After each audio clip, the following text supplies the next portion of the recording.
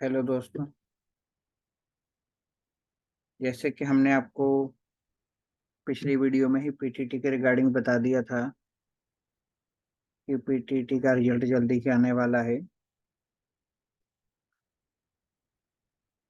21 मई 2023 को entrance exam हुआ था।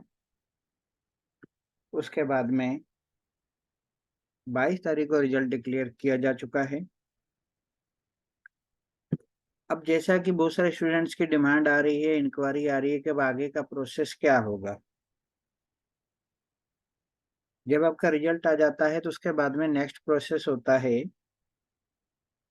आपका ऑनलाइन काउंसलिंग करना। ऑनलाइन काउंसलिंग से मतलब ये होता है कि आपको अपनी इच्छा के अकॉर्डिंग कॉलेज सेलेक्ट करने होते हैं। अभी काउंसलिंग का प्रोसेस शुरू नहीं किया है।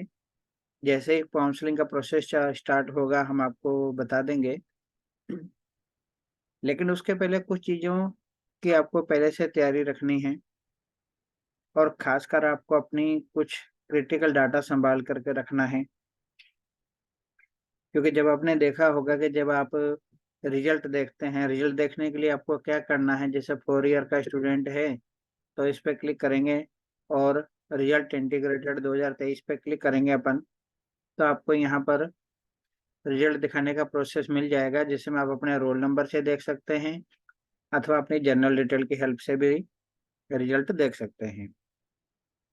लेकिन है क्या, जब आप रिजल्ट देखते हैं तो आपको वहां पर एक काउंसलिंग सीरियल आईडी मिलेगा। उस काउंसलिंग सीरियल आईडी को आप संभाल के रखें, बहुत ही इम्पोर्टेंट है।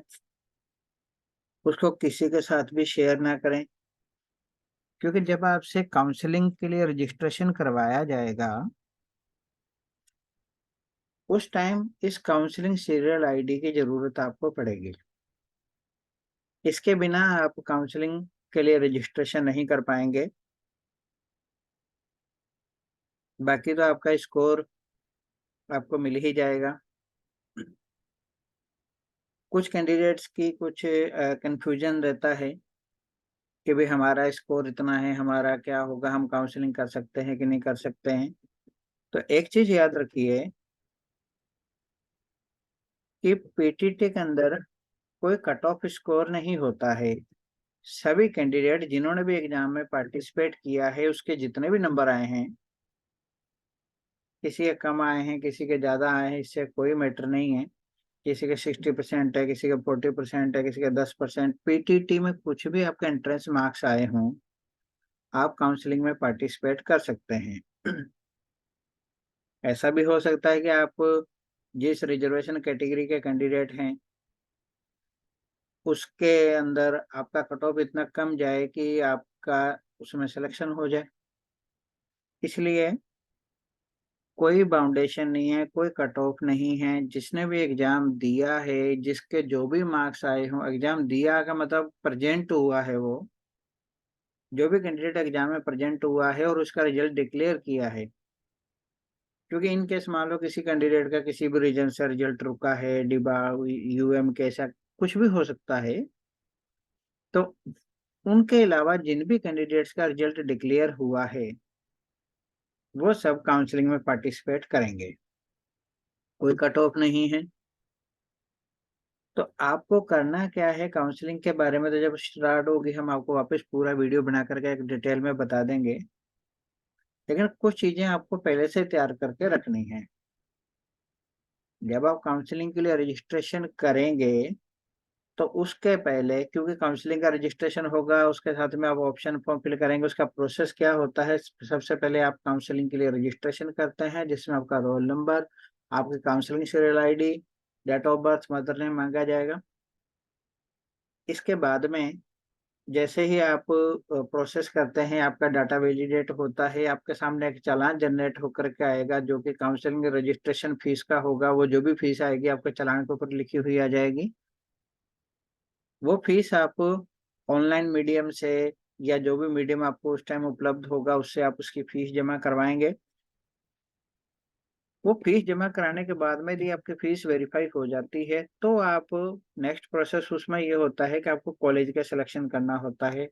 आप अपने प्रेफरेंस के अकॉर्डिंग डिस्ट्रिक्ट सेलेक्ट करेंगे, आपको किस किस डिस्ट्रिक्ट में आपको चाहिए। इसके अलावा आपको फिर कॉलेज लेने होते हैं कि आपको प्रेफरेंस के अकॉर्डिंग सबसे पहले तो मुझे ये कॉलेज मिल जाए, चाहिए ये नहीं मिले तो ये मिल जाए, इसके बाद में एक्स वाई जेड जो भी है। कोशिश कीजिए आप ज़्यादा से ज़्यादा कॉलेज ऑप्शन का सिलेक्शन करें, क्योंकि जितने ज़्यादा आप कॉलेज सेलेक्ट करेंगे उतने आपके एडमिशन के चांस बढ़ेंगे। लेकिन इसकी बात की कोई गारंटी नहीं है कि आपने काउंसलिंग में पार्टिसिपेट किया तो आपको कॉलेज मिल ही जाएगा। डिपेंड करता है अवेलेबिलिटी ऑफ सीट्स, कैटेगरी और कॉलेज पर। आप जितने कॉलेज लेते हैं उतने आपके चांस बढ़ते हैं, ये बात ठीक है।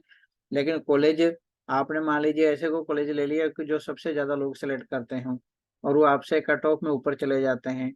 पीटीटी का कोई कट ऑफ नहीं है, बट एडमिशन का तो कोई कट ऑफ होगा ना, कि मान लीजिए 50 सीटें हैं तो 50 सीटें में 5 सीटें एससी की, इतनी एसटी की, इतनी ओबीसी की, एसबीसी की, जो भी है उसके अकॉर्डिंग आपको रिजर्वेशन, हॉरिजॉन्टल कैटेगरी के अकॉर्डिंग। तो सभी का एक पर्टिकुलर कॉलेज के लिए इंडिविजुअल कट ऑफ होगा, बट ओवरऑल पार्टिसिपेट करने का कोई कट ऑफ नहीं है। यदि आप उस सिलेक्शन क्राइटेरिया कट ऑफ के ऊपर हैं तो आपका एडमिशन हो जाएगा। लेकिन आपको, क्योंकि आप रिजर्वेशन कैटेगरी को बिलोंग करेंगे, अभी हम इसलिए बता रहे हैं कि जब आपका कॉलेज अलॉट होगा तो आपसे डॉक्यूमेंट भी अपलोड करवाए जाएंगे। तो इन चीज़ों को उस टाइम आपके पास टाइम बचेगा नहीं, होगा नहीं। यदि आप किसी रिजर्वेशन कैटेगरी को बिलोंग करते हैं तो उसका आप सर्टिफिकेट बनवा करके रख लीजिए अभी से ही।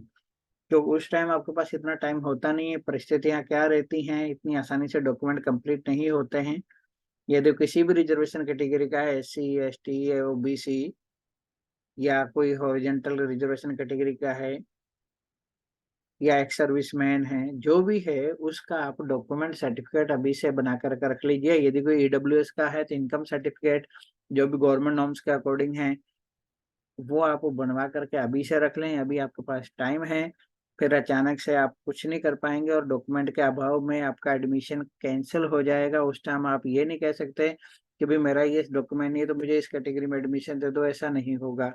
आप जिस कैटेगरी में हैं, यदि आप जनरल मेरिट में आते हैं तो कोई दिक्कत नहीं है। आप मान लो जो कोई कैंडिडेट एससी एसटी या ओबीसी का है और उसका स्कोर इतना ज्यादा है कि जनरल मेरिट में ही आ रहा है, तो ठीक है, उसके उसमें उसके डॉक्यूमेंट की एडमिशन के लिए तो जरूरत नहीं पड़ेगी। बाद में जो होता है किसी बेनिफिट के लिए कॉलेज लेवल पे, उसके लिए आपका डॉक्यूमेंट की जरूरत होगी, वो कॉलेज का मैटर है।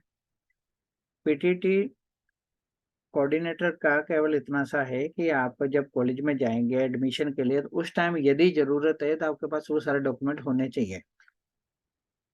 तो यदि आप जनरल मेरिट में नहीं आते हैं, तो यदि आपका एडमिशन ही रिजर्वेशन कैटेगरी में हुआ है तो आपके लिए ये कंपलसरी है कि आप के पास वो डॉक्यूमेंट होना चाहिए।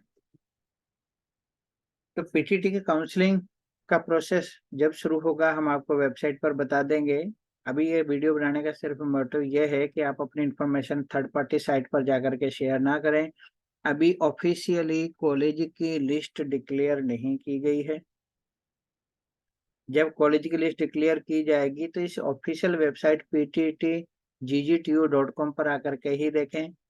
किसी थर्ड पार्टी वेबसाइट पर, किसी भ्रामक वेबसाइट पर कोई भी यदि लिस्ट उपलब्ध है तो वो 2023 के लिए ऑथेंटिक नहीं है। बहुत सारे ऐसे ब्लॉगर होते हैं, वो क्या करते हैं, पुरानी लिस्ट को लेते हैं, उसमें एडिटिंग करते हैं, उसको लोगों को अपना एड दिखाने के लिए दिखाना शुरू कर देते हैं कि ये 2023 की लिस्ट है। कॉलेज, पुराने कॉलेज उनको ठीक है उसमें लिस्ट में मिल जाएंगे, लेकिन जरूरी नहीं है कि वो लिस्ट सही ही हो। ऐसा भी हो सकता है किसी पुराने कॉलेज को गवर्नमेंट ने बंद कर दिया हो, यूनिवर्सिटी ने एनओसी ही ना दी हो, यूनिवर्सिटी के पास कुछ प्रॉब्लम चल रही हो उसके रिलेटेड। इसलिए किसी भी थर्ड पार्टी वेबसाइट पर यदि किसी भी कॉलेज की कॉलेज लिस्ट वगैरह पीटीटी के लिए उपलब्ध है या उसने डाली है तो उसको आप ऑथेंटिक नहीं मानेंगे। आपको ऑफिशियल वेबसाइट के ऊपर जब आपको लिस्ट का लिंक मिल जाएगा, कॉलेज लिस्ट का, दोनों का, बीए बीएड बीएससी बीएड का अलग अलग मिलेगा, 3 लिस्टें मिलेंगी। 2 ईयर कोर्स के लिए एक मिलेगी, 4 ईयर कोर्स के लिए दो अलग अलग मिलेंगी, एक बीए बीएड के लिए और एक बीएससी बीएड के लिए। जरूरी नहीं है कि जिस कॉलेज में बीए बीएड हो उसमें बीएससी बीएड भी हो। ऐसे ही बीएससी बीएड वाले में जरूरी नहीं कि बीए बीएड भी चलता ही हो। तो इस वजह से बहुत सारे कॉलेज कॉमन होंगे, बट कुछ कॉलेज ऐसे होंगे जो कि डेडिकेटेड पर्टिकुलर कोर्स के लिए होंगे। इसलिए ऑफिशियल वेबसाइट पर जब आपको लिंक मिलेगा कॉलेज की लिस्ट का, उसी को ही आप बेस मानेंगे। और वो लिस्ट इसलिए प्रोवाइड की जाती है कि जब आप ऑनलाइन कॉलेज सेलेक्ट करने आए तो उसके पहले आप पूरी एक लिस्ट बना लें आप अपने अकॉर्डिंग कि भाई मुझे ये कॉलेज चाहिए, इन कॉलेज में मेरी प्रेफरेंस ये रखनी है। तो इसके लिए ये इसलिए कि आप जब आप चॉइस फिल करने आएंगे तो आपका टाइम बचेगा। आप बहुत ज़्यादा यदि टाइम लगा देते हैं, आपका पेज सेशन टाइम आउट हो जाता है, तो आपका जो भी सिलेक्शन है वो वेस्ट जाता है, वापस आपको दोबारा से करना पड़ेगा। और दूसरा, जब आप चॉइस फिल करने जाते हैं तो वहाँ पर आपको सेव का बटन मिल जाएगा, मिलता रहेगा, तो आप उसको सेव करते रहें ताकि जितना काम किया वो अपना सेव रहे, वही प्रेफरेंस रहेगी आपकी। बाद में आप प्रेफरेंस को चेंज कर सकते हैं, अप डाउन कर सकते हैं। लेकिन ये सब चीज़ें आप तभी आराम से कर पाएंगे जब आपके पास सारी चीज़ें पहले से तैयार होंगी। सारी लिस्ट आपके पास तैयार होनी चाहिए, सारे डॉक्यूमेंट आपके पास तैयार होने चाहिए।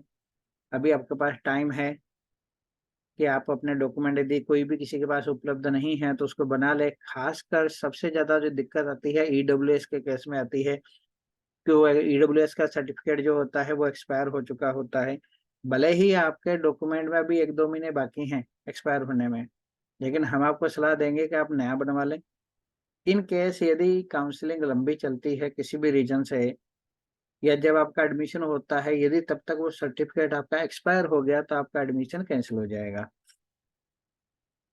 एडमिशन तक कम से कम डॉक्यूमेंट वैलिड होना चाहिए।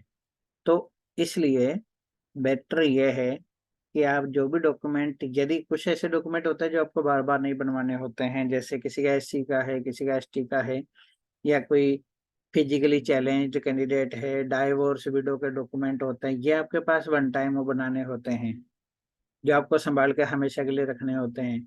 लेकिन कुछ ऐसे होते हैं जैसे ईडब्ल्यूएस का है, ओबीसी का है, या अदर कुछ ऐसे रिजर्वेशन कैटेगरी का है, या कुछ ऐसे डॉक्यूमेंट होंगे जो एक्स सर्विसमैन का अभी जरूर पहले था नहीं उसके पास, अब वो एक्स सर्विसमैन कैटेगरी में आ रहा है, तो उसको अपने डॉक्यूमेंट बना करके रखने जरूरी हैं। तो ये कुछ इन्फॉर्मेशन थी। और बार बार फिर हम एक चीज और कह रहे हैं, किसी भी अदर वेबसाइट पर जाकर के आप कोई भी अपना डाटा शेयर नहीं करेंगे। और ये शेयर करते हैं और कुछ भी यदि आपके डाटा के साथ डाटा यूज में लेकर के कोई कैंडिडेट या कोई भी ऐसा गलत करता है तो इसकी समझ जिम्मेदारी कैंडिडेट की खुद की होगी।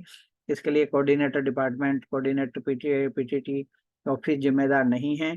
आपको खुद के डाटा को जब तक आप किसी को अपनी इन्फॉर्मेशन बताएंगे नहीं तो उसका गलत यूज में नहीं लेगा। इसलिए बेटर ये है कि आप किसी भी थर्ड पार्टी वेबसाइट पर जाकर अपनी इन्फॉर्मेशन शेयर ना करें, क्योंकि ये आपके कैरियर का, आपके फ्यूचर का सवाल है।